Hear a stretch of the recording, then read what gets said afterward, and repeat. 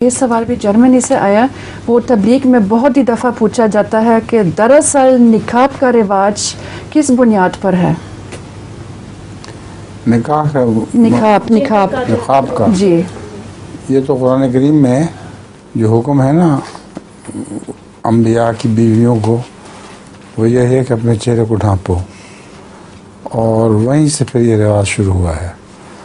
تو یہ ہمارے ہاں جو نقاب کا رواج ہے یہ ہمارا ہندوستانی کلچر کا رواج ہے، ورنہ صرف گھونگھٹ ہی نقاب کا طریقہ ہوا کرتا تھا.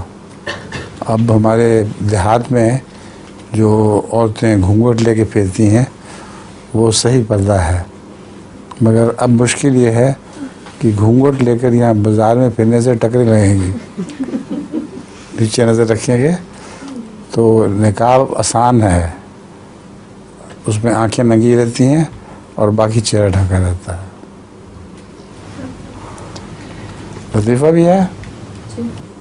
اور چھوٹا سا صرف لطیفہ ہے، ایک اناؤنسمنٹ ہے کہ ایک اسٹیورڈس جو جہاز میں ہوائی جہاز میں کام کرتی ہے وہ اعلان کرتی ہے کہ اب سارے پیسنجرز کو بیلٹ لگانا چاہیے اپنے بٹوے کو، کیونکہ ہم نیپال میں لینڈ ہو رہے ہیں. بٹوے کو بیلٹ لگا دو، ہم نیپال میں لینڈ ہونے لگے ہیں.